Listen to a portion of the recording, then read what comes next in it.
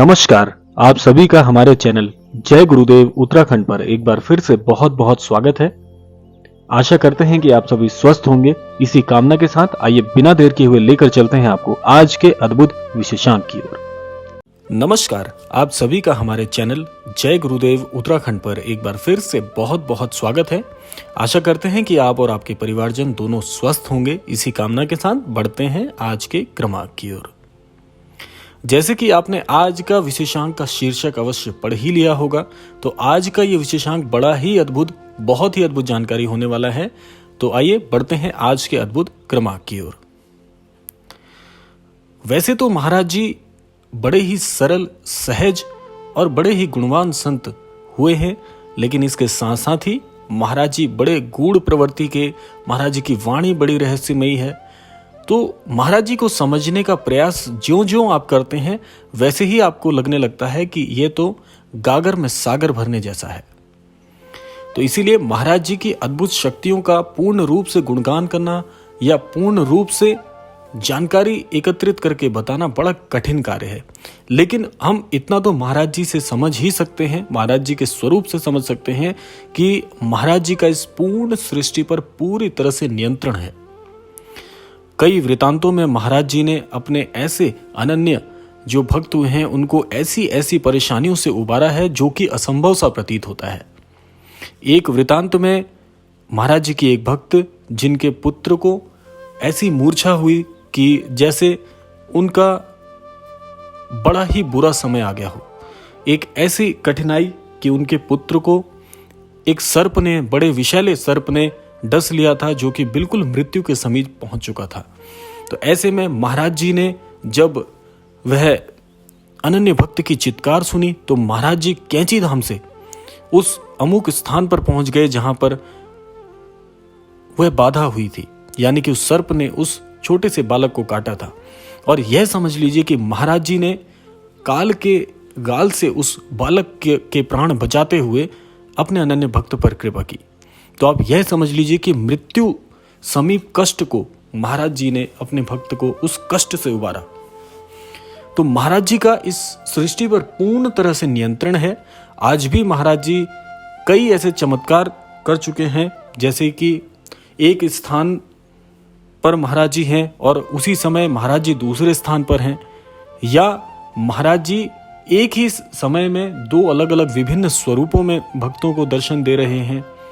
एक समय में महाराज जी भारत भूमि में है और उसी समय पर महाराज जी किसी विदेश पाश्चात्य भूमि पर भी हैं।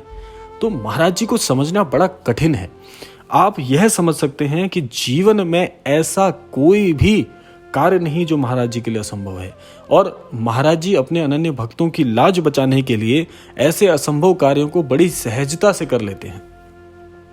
तो इसीलिए महाराज जी तो चिरंजीवी हैं ही। महाराज जी इस समय भी हो सकता है इस कथा में भी विराजमान हो सकता है आपके समीप भी हो सकता है हमारे समीप भी हो, और सृष्टि के इस कण कण में महाराज जी विद्यमान हैं। और आप ये कभी भी मत सोचिए कि आप अकेले ही हैं। महाराज जी का जो नियंत्रण है वह कुछ इस प्रकार से है कि एक ही समय में सभी अनन्य दर्शकों के, सभी अनन्य भक्तों के बीच में भी महाराज जी विद्यमान हो सकते हैं। तो इसीलिए कभी भी मैं आपको यही कहना चाहूंगा इस क्रमांक के माध्यम से कि कभी भी किसी भी दुख में, सुख में या किसी भी परिस्थिति में स्वयं को अकेला मत समझिएगा, क्योंकि महाराज जी का कथन है कि अपने भक्तों की लाज बचाने के लिए, अपने भक्तों को कठिनाई से उबारने के लिए हमारा हृदय डोल जाता है। हम उस भक्त को उस अमुक परिस्थिति से, उस विपरीत परिस्थिति से बचाने के लिए स्वयं वहां पर पहुंच जाते हैं। और ये ठीक ऐसा ही है जैसे श्री रामायण जी में श्री हनुमान जी का स्वरूप है। जैसे श्री हनुमान जी अपने अनन्य भक्त को कभी भी किसी भी बाधा में नहीं देख सकते। जैसे हम श्री हनुमान चालीसा का पाठ करते हैं, जीवन में कभी कोई कठिनाई आती है तो श्री हनुमान जी को पुकारते हैं, ऐसे ही श्री महाराज जी भी हैं। हनुमान जी स्वरूप श्री महाराज जी अपने भक्तों को कभी भी दुख हाल में देख ही नहीं सकते हैं। तो इसीलिए मैं आपको यही कहूंगा कि श्री महाराज जी ऐसे हैं जैसे जीवन में असंभव से असंभव कोई कार्य हो, असंभव से असंभव कोई स्थिति हो, परिस्थिति हो, महाराज जी के लिए सब कुछ सामर्थ्य है। महाराज जी के लिए सब कुछ सामर्थ्यवान सा है। महाराज जी इतनी सामर्थ्य रखते हैं कि आपको अमुक कष्ट से, अमुक परेशानी से बचाने के लिए सृष्टि के नियमों तक को भी पछाड़ कर आपको उबार कर ले आएंगे। बस महाराज जी को क्या चाहिए आपसे? सिर्फ यही चाहिए कि आप सदैव सुखी रहें, अच्छे कर्मों को अंजाम दें, सत्कर्म करें, सन्मार्ग की ओर चलें और आस्थावान बने रहें। और महाराज जी को हर सुख में, हर दुख में, हर स्थिति में, हर परिस्थिति में पुकारिए, बुलाइए महाराज जी को। महाराज जी बड़े सहज हैं। मैं फिर आपको कहूँगा कि महाराज जी बड़े सहज हैं, केवल भाव के भूखे हैं। महाराज जी केवल भाव के भूखे हैं। आप सच्चे हृदय से, सच्ची श्रद्धा से, अपने हृदय से महाराज जी को पुकार कर देखिए। महाराज जी आपके जीवन में कुछ इस तरह आ जाएंगे कि आजीवन और जन्म जन्मांतरों तक महाराज जी का ये बंधन आपसे बच जाएगा। ये बड़ा ही, समझ लीजिए, बड़ा ही सार्थक और बड़ा ही अद्भुत ये बंधन है। जिसने एक बार महाराज जी से प्रीत लगा ली, जिसने महाराज जी से प्रेम पूर्वक यह बंधन बांध लिया, उसके जीवन में कभी भी कुछ अनिष्ट हो ही नहीं सकता। महाराज जी आपको सदैव सावधान कर देते हैं। महाराज जी सदैव आपको रोक लेते हैं बुरे कार्यों में सम्मिलित होने से। आपसे यदि कोई बुरा कार्य होने जा रहा होगा तो महाराज जी आपको ऐसी बुद्धि दे देंगे कि आपका जो मस्तिष्क है वो गलत मार्ग की ओर अग्रसर होगा ही नहीं। और ऐसे ही यदि कोई आपके बारे में या आपके विषय में अनिष्ट सोचेगा तो महाराज जी उस अमुक व्यक्ति को भी ऐसी सद्बुद्धि दे देंगे कि वह आपके खिलाफ कभी कुछ गलत कर ही नहीं पाएगा। तो ये एक ऐसा ओझ है, ये एक ऐसी प्रवृत्ति है जो आपको महाराज जी से इतना घनिष्ठ संबंध में स्थापित कर देती है कि महाराज जी मानो आपके रोम रोम में, आपके रुधिर में, आपकी श्वास में, आपकी देह में पूरी तरह से विराजमान हो जाते हैं, पूरी तरह से विराजित हो जाते हैं। और अपने भक्त की लाज बचाने के लिए महाराज जी कुछ भी कर सकते हैं। और महाराज जी का एक बड़ा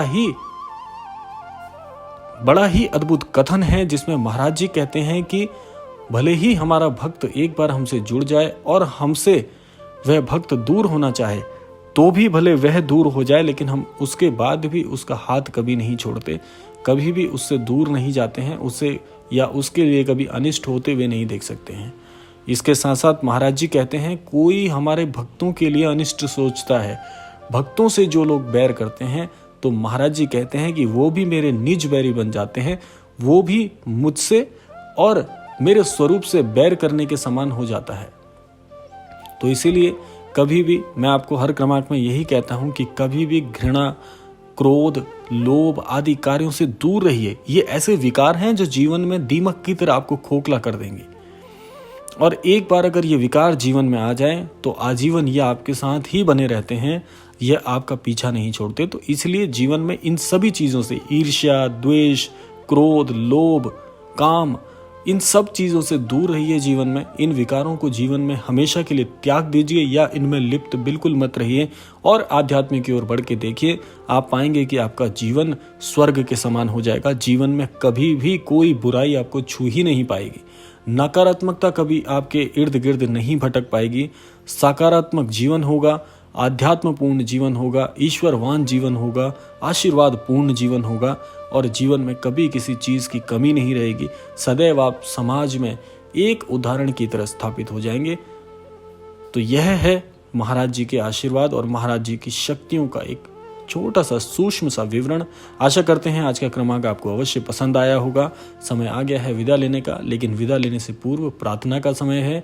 महाराज जी से यही प्रार्थना करूंगा आज इस क्रमांक के द्वारा कि हमारे सभी भक्तों को, हमारे सभी अनन्य दर्शकों को जीवन में आगे बढ़ने के लिए अग्रसर करें, सद्बुद्धि सबको प्रदान करें, सन्मति सबको प्रदान करें और महाराज जी के दर्शन हेतु सभी ललायित हों, आस्थावान बने रहें और सनातन के प्रति उनका रुझान दिन प्रतिदिन बढ़ता रहे। इसी कामना के साथ विदा लेते हैं। मिलते हैं अगले क्रमांक में।